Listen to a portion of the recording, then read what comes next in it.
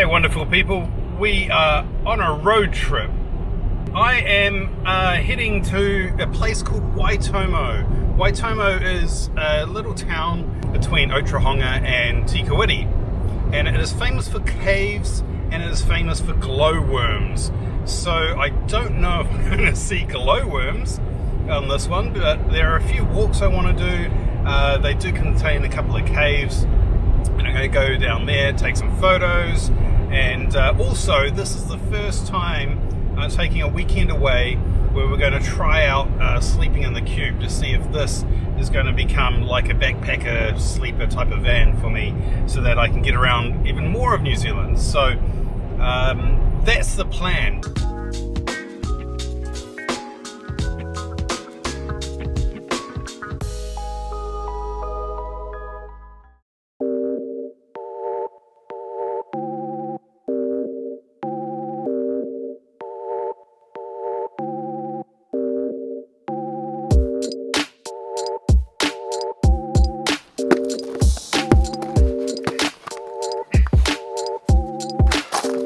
We are here at the Maricopa Falls.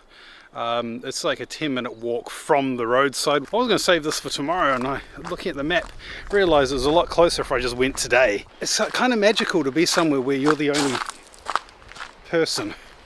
Bug flew on my hand. Where you're the only person. I'm the first one here this morning, I assume. Unless someone came here earlier, took some photos, did the walk and left. It is only a short walk. I can hear the waterfall getting closer.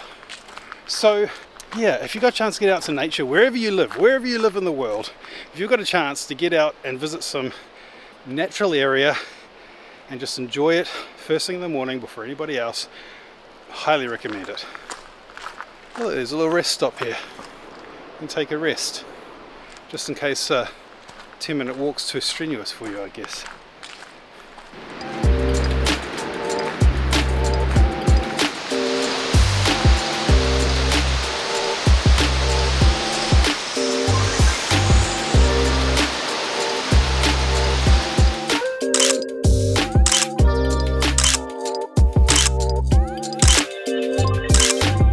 That waterfall was spectacular.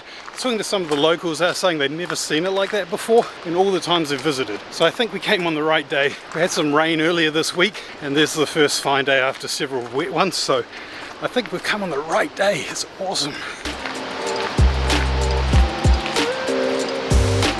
Okay, so the next part of the journey, hopefully, will take us through some famous Waitomo caves, because Waitomo is famous for caves. I like cave photography. It's a lot of fun. Anyway, we're nearly back to the car, so we'll head in that direction and see what we can find. Change of plans, because where I was going to go, which is further down the road, which we're still going to go to, I've stopped in this reserve because there's a 5-minute walk to some caves. So I'm going to walk there first and just check them out, because it's 5 minutes, why not? Sometimes you just find stuff along the path that you didn't plan for or go looking for specifically, and I find some of those are the best experiences and the best discoveries. Will this be one of them? We'll find out. Let's go. So I've done something I don't normally do when I go to take photos. I've grabbed the camera and not my bag. So my camera bag is just in the car. I don't highly recommend doing that, especially since, like, if someone's broken and stolen my gear, at least I'd have my camera, but I'd lose quite a bit of stuff, right?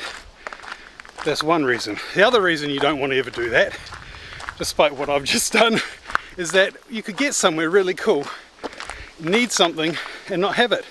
Like, for example, the thing I've just thought of is I'm going to a cave entrance and I don't have a light. No light whatsoever. Not my smartest move. Okay, I'm back at the car. Case in point, don't leave all your gear behind. I got about halfway and my battery went flat in the camera. So of course I now had to walk all the way back to the car. Lucky it was a short walk, and get a new battery.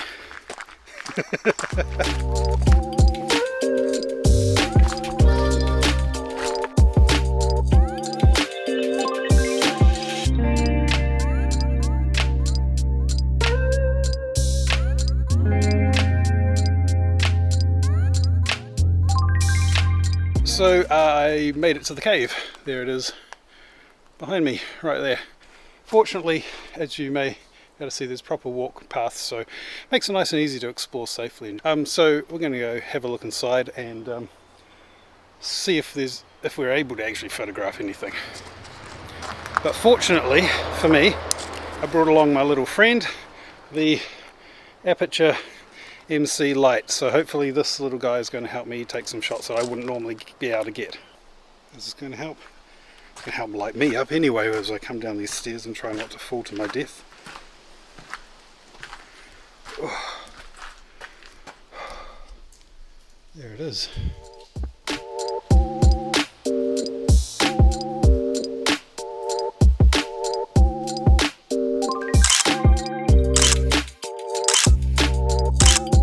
So that was our first cave of the trip. That one was quite cool. It was nice and small. There's a little platform down there, you could walk right down. I didn't go all the way down just because I didn't see a very good shot from, well, I didn't take any photos from down or film down there because it was very dark and you couldn't see a heck of a lot. The Aputure light worked a little bit. It helped, at least for focusing.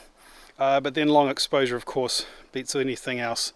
So I use the Aputure light to focus, to get my focus point and manual focus, because obviously the camera is going to be hunting like crazy when it's in the dark. So don't rely on your autofocus when you're in a low light situation like a cave. What you want to do is you want to use a light or something, even if it's just a torch on your phone, just to try to light something up that you can focus on. Manual focus, set your focus, and then turn the light off and then use the long exposure, and then you get shots like I just got.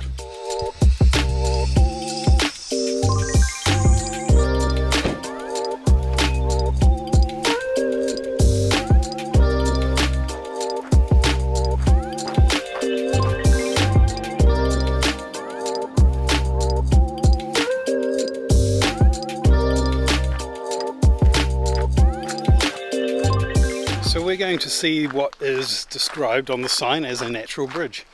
I can only assume that it's made of rock. There's a nice little walk. Again, all these little walks I'm doing are just like 5 minutes, 10 minutes long. They're not very long. They're near the roadside. Oh. And they're closed. So much for that. It is a loop, so I might be able to loop around the other way. It looks like this bridge is damaged, not the one we're going to. So we're going to go around the other way.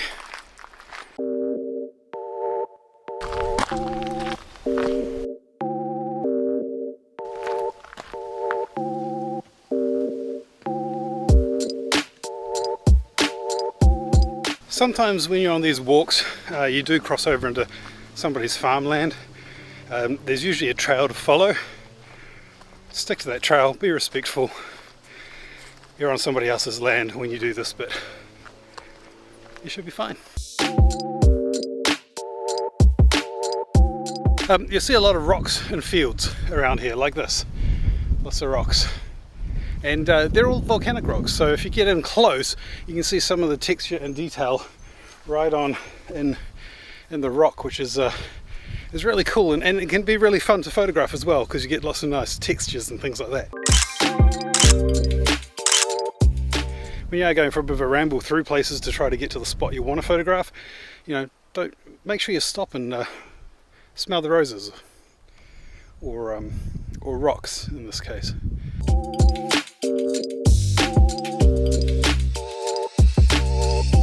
Right, so I think we've found where we need to be, because if you look behind me, you'll see big hoofing rock. The bridge is across. Yeah, big rock bridge, which is exactly what we came for. Now, how are we going to photograph it and make it look good is an entirely different story.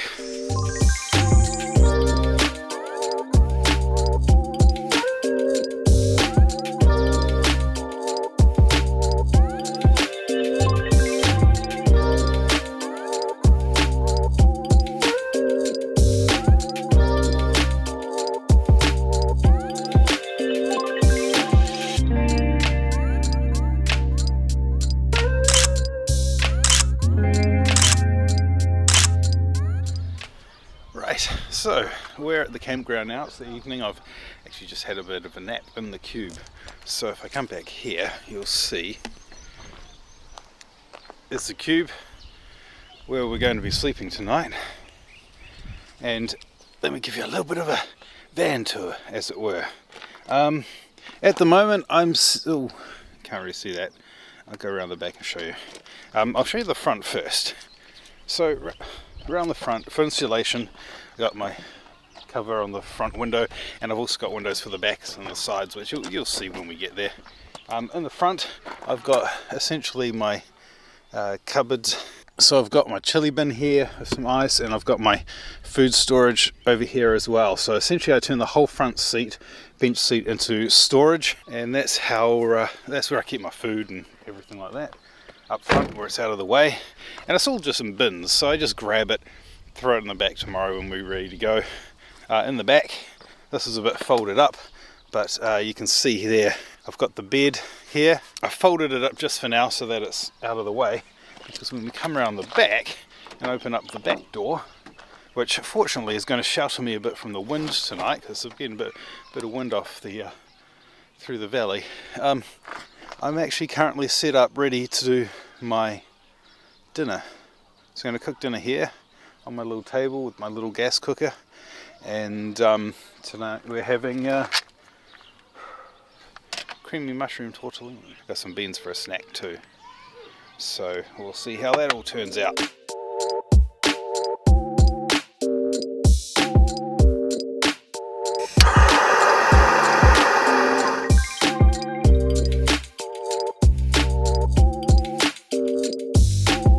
So I've got my dinner there ready to eat, and there's cup holders in the back for my beer.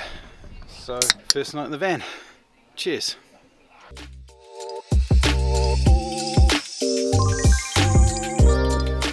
Right, so dinner's done, it's gotten dark, and I am getting ready for bed. I've got the bed, as you can see, made up here, sort of. So I've got a towel hanging up above me for some privacy. I've got my covers on the windows. They're reflective on one side, so they help insulate and hopefully make for a comfortable sleep. Otherwise, I've got most of the room. I've got my pillow here now, so it's all the creature comforts I could want, really. I can sit reasonably comfortable. I'm a little bit hunched, but I'm not going to be sitting up very long. By the way, shout out to the Aputure MC and its great magnets that can just stick to the side of the van and give me all the light that I need. And I know that if it's on full bore, it's going to give me like 2 hours. I've got it sitting on about 15% at the moment, and it's plenty for everything I need to see in here. So good night everyone, and I'll see you in the morning.